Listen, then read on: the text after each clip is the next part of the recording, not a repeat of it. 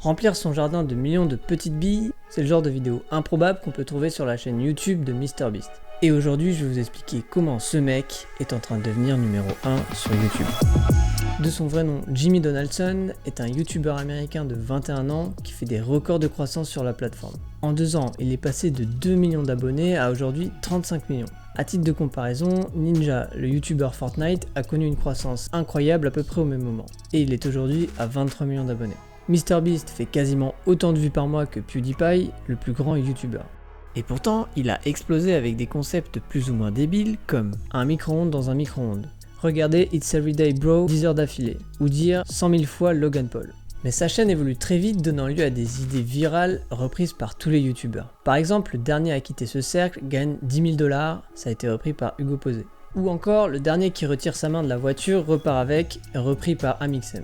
L'année dernière, MrBeast fait une vidéo pour récolter 20 millions de dollars dans le but de planter 20 millions d'arbres. Sa levée de fonds est une réussite, Elon Musk a même donné 1 million de dollars, tranquille. Mais à quoi est dû son succès fulgurant? C'est ce que tout le monde essaye de comprendre. Casey Neistat a fait une interview intéressante à ce sujet, mais on reste clairement sur sa fin. Alors comment un gamin qui a commencé avec des concepts débiles en apparence réunit aujourd'hui l'équivalent d'une moitié de France à chacune de ses vidéos? Quelle est sa formule pour battre l'algorithme YouTube? Pourquoi ses idées deviennent toutes virales et comment elles agissent sur notre cerveau? Dans cette vidéo, on va voir comment MrBeast est en train de devenir le plus gros YouTuber de tous les temps. Derek Muller est un vulgarisateur scientifique. L'année dernière, il sort une vidéo virale qui a fait plus de 45 millions de vues. Il nous apprend par la suite que son succès est dû en partie à une discussion avec MrBeast. Derek avait alors montré quelques plans au drone et MrBeast avait clairement prédit que la vidéo serait virale. Au cours de la discussion, ils échangent sur le titre initial qui devait être « Jeter des boules noires dans un lac ». Mais MrBeast suggère un autre titre qui deviendra celui de la vidéo, à savoir « Pourquoi il y a 96 millions de boules noires dans ce réservoir ». Tout ça nous montre deux choses. La première, c'est que MrBeast connaît bien les rouages de YouTube. La deuxième, c'est que le titre peut tout changer. La suite de leur discussion a permis à Derek de comprendre les deux variables les plus importantes de l'algorithme de recommandation. Tout d'abord, le fameux watch time. C'est la durée de visionnage d'une vidéo et son pourcentage visionné. Puis le taux de clic, c'est-à-dire le pourcentage auquel les gens cliquent sur la vidéo. Lorsque ces deux critères sont extrêmement élevés, cela signifie qu'une vidéo est très attirante et très captivante. C'est ce genre de contenu que YouTube va mettre en avant et c'est logique car ils veulent nous faire rester sur la plateforme. On peut donc en déduire une formule grossière de l'algorithme de recommandation. Les recommandations sont égales au taux de clic fois le watch time. Si l'une des deux variables est à 0, alors YouTube ne recommandera pas votre vidéo. Pour chacune de ces vidéos, MrBeast optimise ces deux paramètres et on va voir comment. Pour augmenter le taux de clic sur YouTube, il n'y a pas de 36 façons. Il faut travailler le titre et la vignette. Alors quelle est la méthode de MrBeast? La première chose à réaliser, c'est qu'il n'y a pas de bon titre ni de bonne miniature sans un bon concept de vidéo. Et c'est dans ce domaine que MrBeast excelle. Il ne suit pas la tendance, c'est lui qui la donne avec ses idées uniques. Mais personne n'arrive à comprendre comment elles deviennent toutes virales. A première vue, ces vidéos n'ont pas grand chose en rapport. Je mets 100 millions d'orbies dans le jardin d'un ami, vous savez ces petites billes qui grossissent au contact de l'eau. Survivre 24 heures sur une île déserte, ou encore le dernier à enlever sa main gagne 1 million de dollars, etc. etc. On s'aperçoit qu'elles ont toutes un point commun. Elles poussent toutes une action à l'extrême. Remplir une baignoire d'orbies? Non. Par contre, un jardin complet, ok. Visiter une île déserte, intéressant mais sans plus. Y survivre pendant 24 heures? D'accord. S'affronter pour une PS4? Non. Mais pour 1 million de dollars, ça donne envie de regarder. Certaines idées sont absurdes, décalées, intrigantes voire totalement banales. Mais poussées à l'extrême, elles provoquent des réactions incroyables. Des situations encore plus absurdes, des sensations inconnues. Et on verra juste après pourquoi notre cerveau adore ça. L'idée fait 50% du travail, pour les autres 50%, il faut parler du titre et de la miniature. Les titres de MrBeast répondent généralement à 4 critères. 1. Ils font une promesse incroyable. 2. Ils mettent en avant la démesure de façon précise. 3. Ils racontent une mini-histoire. 4. Ils sont courts, généralement moins de 50 caractères. Par exemple, le titre. Je mets 100 millions d'orbies dans le jardin de mon ami. C'est une promesse incroyable, j'ai pas vraiment de commentaires là-dessus. Ensuite, le nombre d'orbies est mentionné, pour accentuer la démesure. Aussi, le nombre est placé au début du titre pour que ce soit la première chose qu'on voit. Enfin, l'emploi de je et mon ami participe à raconter une histoire. C'est ça qui nous tease la suite de la vidéo. La miniature est ce qui attire l'œil. Celle de MrBeast montre le concept de la façon la plus visuelle possible. Par exemple, sa vidéo « Le dernier à retirer sa main gagne 1 million de dollars », il ne se contente pas de donner un nombre sur sa miniature, il montre le pactole. Nous sommes très peu réceptifs aux choses abstraites. Les miniatures de MrBeast nous ramènent souvent à nos sensations. La vue, le toucher, l'odorat, le goût et l'ouïe. Mais aussi à nos émotions, la joie, l'impatience, la surprise, etc. etc. C'est comme ça que MrBeast nous fait cliquer. Une idée poussée à l'extrême, sublimée par un titre et une miniature. Mais ça n'explique pas comment il scotche les gens devant ses vidéos. Lorsqu'il s'est fait connaître, MrBeast sortait régulièrement des vidéos de plus de 10 heures. Mais ce format ne fonctionne plus aussi bien, la dernière dans ce style remonte à 1 an et demi et elle a fait quasiment moitié moins de vues que les autres. Au fur et à mesure de sa croissance, il a affiné un format qui aujourd'hui est devenu mature. Toutes les vidéos de MrBeast comportent 3 ingrédients. Le premier ingrédient est l'intro. Elle présente clairement et en quelques secondes la vidéo. Pas le temps de s'attarder sur les présentations ou les bienséances. On va droit au but. La raison pour ça, c'est que la majorité des gens quittent une vidéo dès les premières secondes. De plus, on clique pour voir ce qu'il y a dans le titre, non pas pour un racontage de vie. L'intro doit très rapidement mener au sujet principal. Mais elle joue un autre rôle crucial, elle annonce un enjeu incroyable qui trouve son dénouement à la fin. C'est ce qui donne envie de regarder la vidéo en entier. C'est un peu comme jouer au Jenga pour 10 000 €. Chaque tuile retirée fait trembler la tour qui risque un peu plus de tomber. Plus la tour est instable, plus la tension est insoutenable. Finalement, elle s'écroule et toute la pression redescend. Les vidéos de MrBeast font cet effet-là.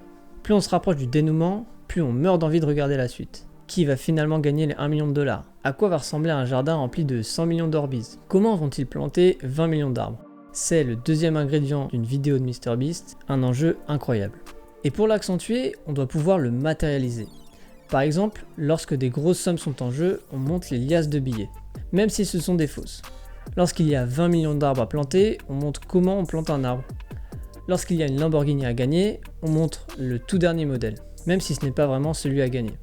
Mais tout ça ne marche pas s'il n'y a pas de bons protagonistes. Et c'est le troisième ingrédient, la bande de potes. MrBeast a une bande d'amis qui expérimentent toutes ces idées folles. Ils sont mis dans des situations jamais vues auparavant. Remplir une maison de roses, retirer sa main le dernier pour gagner une Lamborghini, survivre 24 heures sur le sommet d'une montagne. On les voit s'affronter, s'amuser, galérer.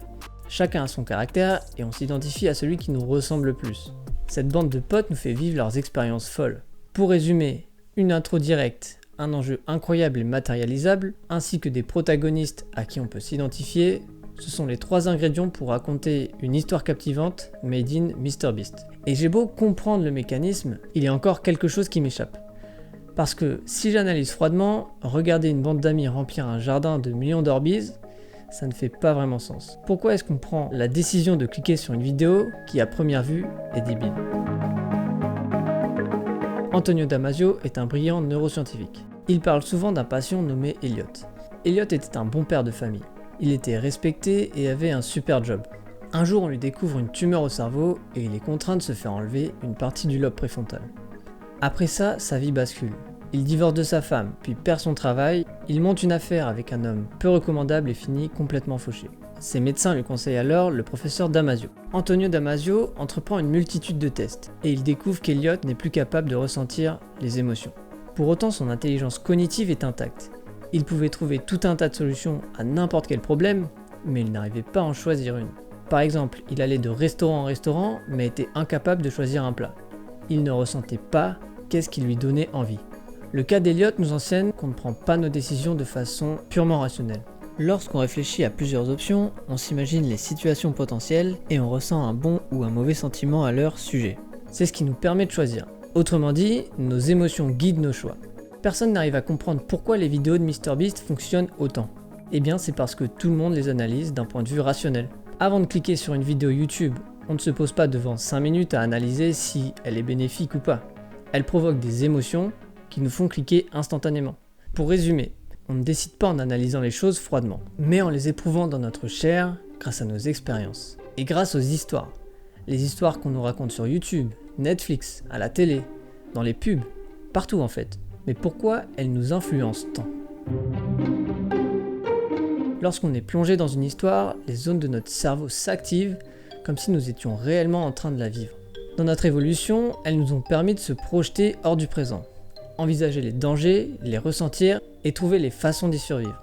On aime les histoires tout comme on aime la nourriture, car ils nous ont permis de survivre. C'est pour ça qu'on peut rester des heures sur Netflix. Et ce n'est pas qu'un moyen de s'échapper de la réalité, mais aussi de naviguer dans la réalité. Les histoires mettent à l'épreuve nos besoins fondamentaux. Stranger Things stimule notre besoin de sécurité et notre peur de la mort. You, notre besoin d'aimer et d'être aimé. La Casa de Papel, notre besoin d'appartenir à une famille. C'est une caricature, mais vous voyez l'idée. Bon ok, et les vidéos de MrBeast dans tout ça? Celle où il remplit son jardin de 100 millions d'Orbeez est la plus populaire de sa chaîne. L'analyser sous l'angle rationnel ne mène à rien, mais du point de vue des émotions, des besoins fondamentaux. Cette vidéo éveille une curiosité visuelle. On veut voir à quoi ressemble un jardin rempli de millions de petites billes colorées, mais ça éveille aussi notre sens du toucher. Qu'est-ce qu'on ressent immergé de petites billes? Est-ce que c'est froid, gluant, doux, agréable? On peut se demander aussi, ça fait quoi si on plonge dedans? À travers cette vidéo, on souhaite découvrir des sensations inconnues. C'est un principe qu'il applique souvent. Parlons de sa vidéo, le dernier qui retire sa main garde la Lamborghini. Celle-ci joue sur le désir de posséder et le besoin de reconnaissance. La Lamborghini est un signe de réussite sociale. La posséder signale qu'on fait partie d'une classe aisée. C'est pour ça que certaines montres à plusieurs milliers d'euros se vendent très bien.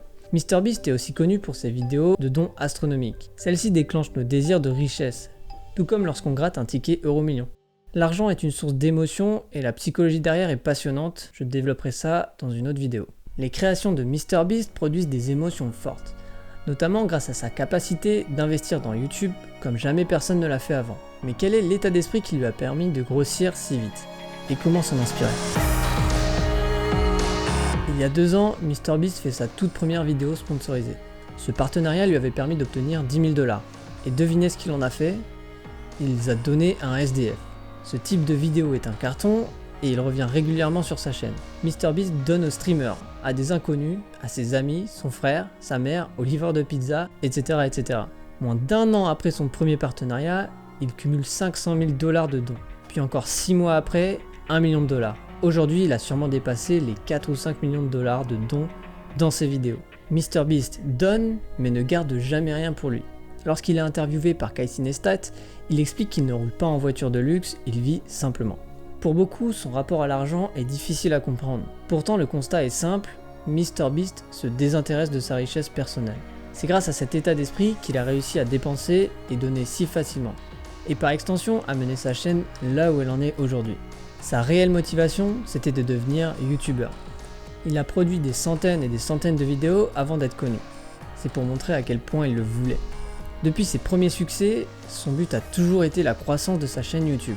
Aujourd'hui, il est le créateur le plus innovant. Il y a juste à regarder le nombre de concepts viraux qui ont été repris de sa chaîne.